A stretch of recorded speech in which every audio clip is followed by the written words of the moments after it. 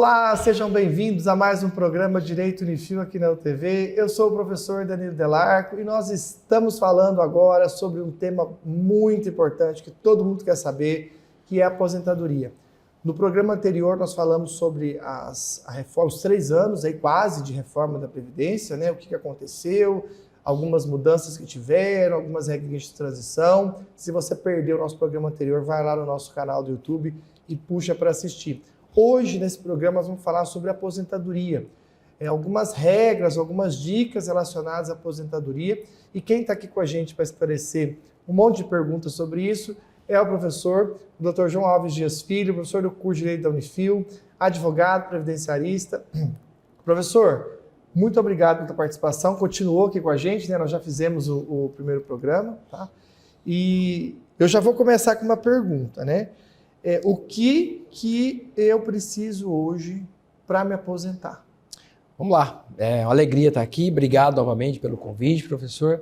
Bom, o que eu preciso para me aposentar, a gente sempre brinca, a primeira coisa que você precisa é contribuir para a Previdência Social. O sistema ele é contributivo, você paga, você contribui para se aposentar, pelo menos a regra geral é exatamente isso. Então assim, quando a gente se fala em aposentadoria, a gente fala em contribuição, né? O sistema é contributivo. No Brasil, não existe uma aposentadoria universal por simplesmente você completar uma idade.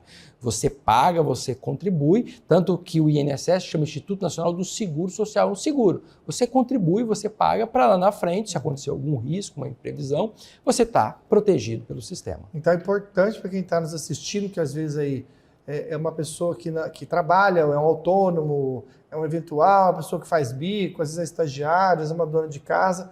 Se é um microempreendedor, perfeito. Se você não contribuir, você não vai aposentar. Então tem que começar a contribuir agora. Tem que começar. Faz o carnezinho lá, vai num contador, sei lá, alguém imprime esse carnezinho, ou pelo site, deve ter pelo também, site né? É possível fazer. A pessoa vai pagando um valor, pelo menos sobre o salário mínimo que seja, para ela poder conseguir se aposentar. Tem uma dúvida, que alguns microempresários ou microempreendedor pagam lá um valor mínimo, né?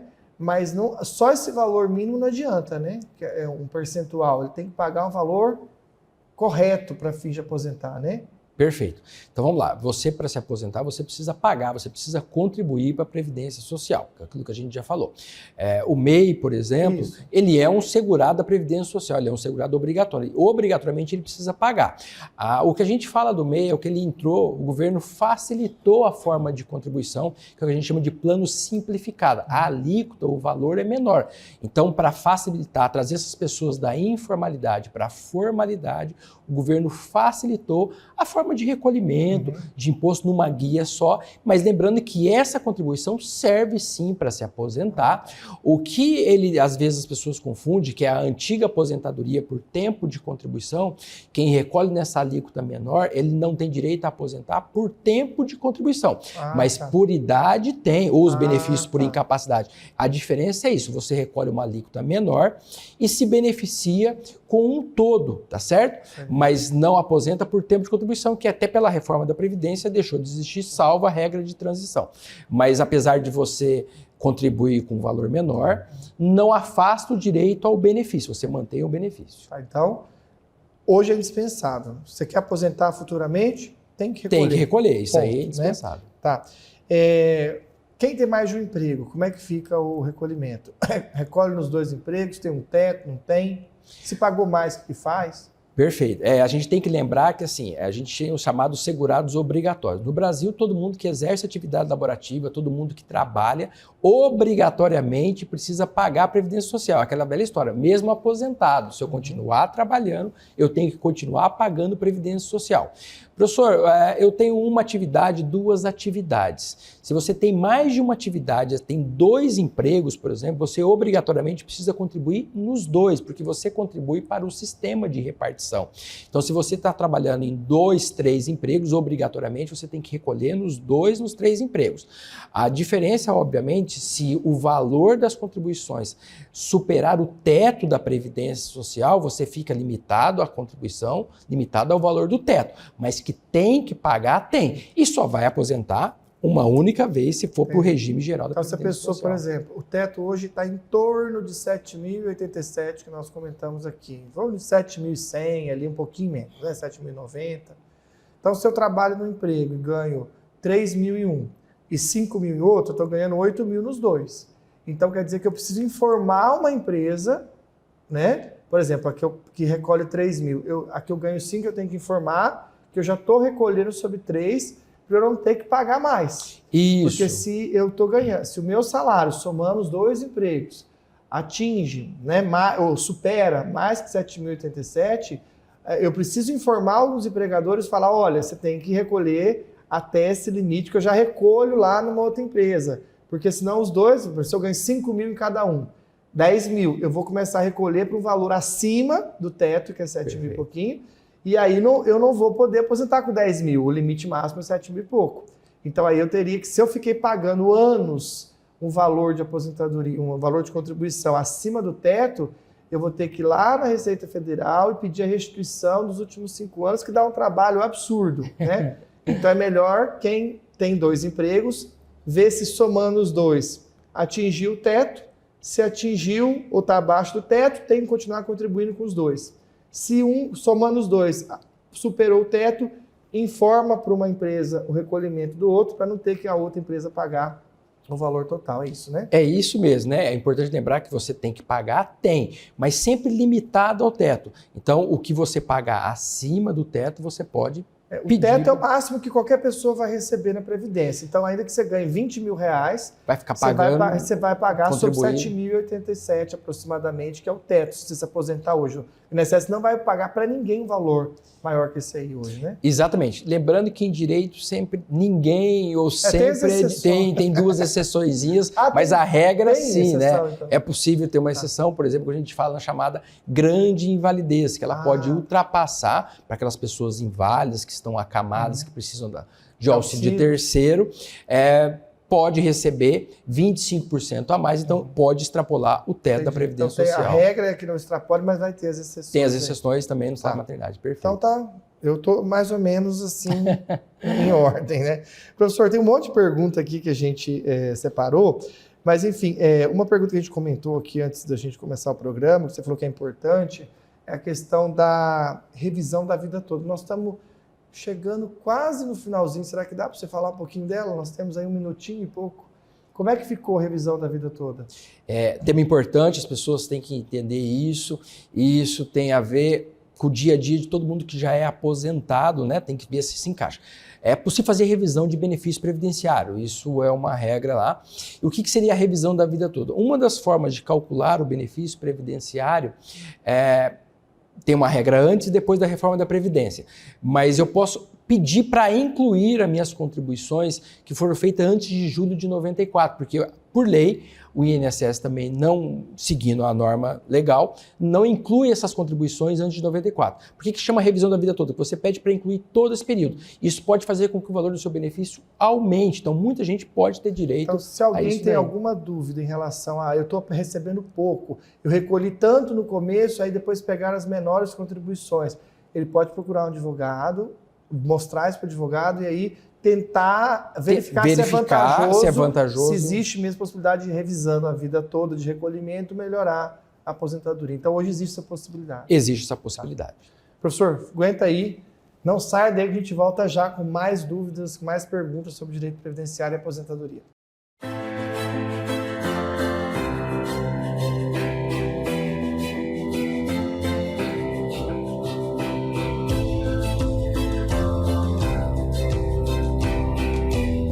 Olá, eu sou a Cacau Rodrigues, chefe de cozinha e apresentadora do Almanac da Cacau.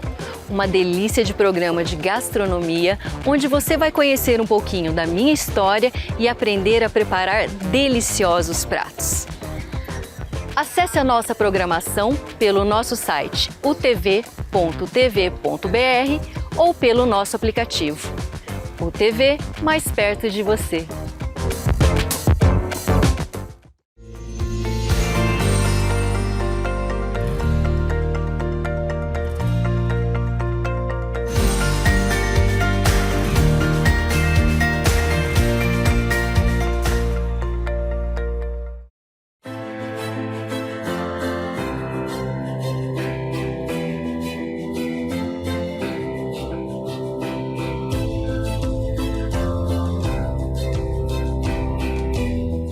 Olá, voltamos com o programa Direito Unifil aqui na UTV.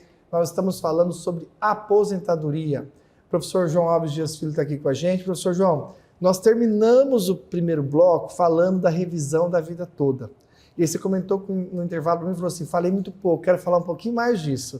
O que é importante para as pessoas saberem relacionado à possibilidade de quem já está aposentado, no caso? É para isso? É para quem já está aposentado pedir ou verificar se tem possibilidade de revisar o valor da aposentadoria para aumentar um pouquinho.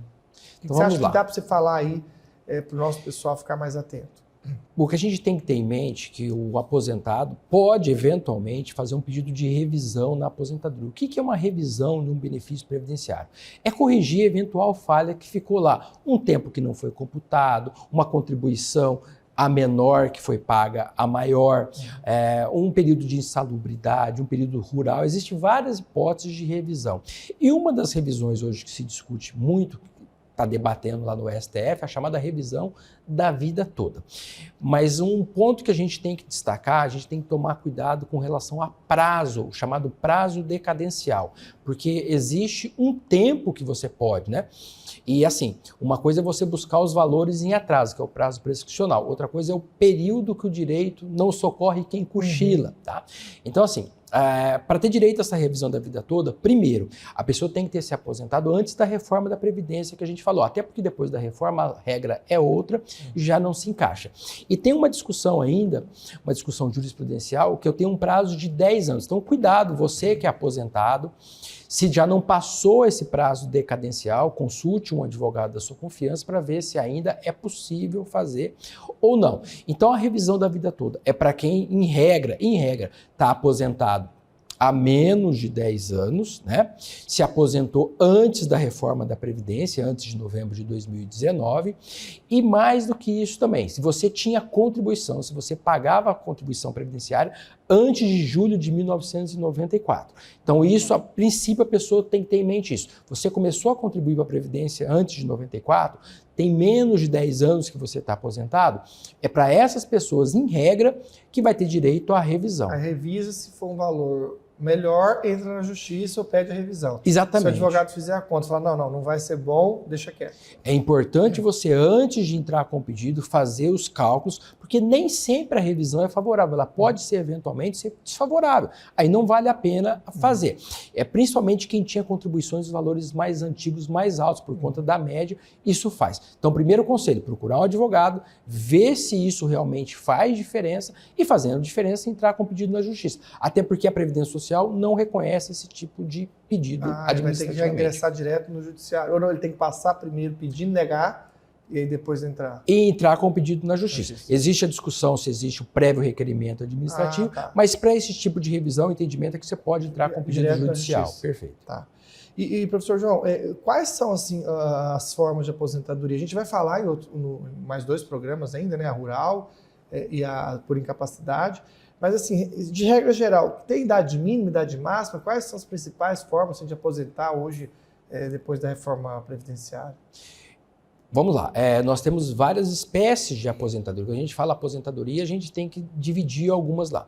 A gente tinha e ainda tem com a chamada regra de transição. A mais famosa, talvez, que é a aposentadoria por tempo de contribuição, que com a regra de transição vai acabar, né? Ela é transitória, ela existiu, para quem já é aposentado nada muda, mas a aposentadoria por tempo de contribuição tende a acabar. Vai ficar chamadas aposentadorias programadas. Então a gente tem aí a aposentadoria programada, que é a aposentadoria por idade, nós temos a aposentadoria por invalidez, que tecnicamente chama benefício por incapacidade permanente, nós temos a chamada aposentadoria especial para aquelas pessoas que trabalham em ambientes insalubres, que trabalham com agentes agressivos, nós temos a aposentadoria da pessoa com deficiência, né? Então nós temos aí várias espécies de aposentadoria, né?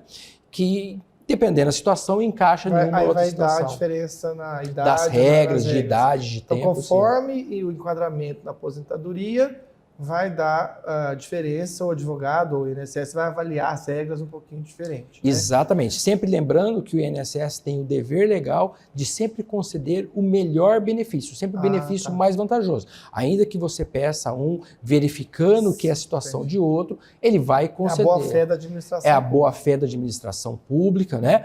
O princípio da legalidade, da moralidade administrativa, ou seja, ainda que eu vá na Previdência Social e peça uma aposentadoria por idade, se for o caso de uma aposentadoria por tempo de contribuição mais vantajosa, o INSS vai fazer essas simulações aí. No caso, a aposentadoria por idade hoje, tem que ter a idade e a contribuição, as duas coisas, não é isso? Sim. Qual que é a idade mínima, contribuição mínima?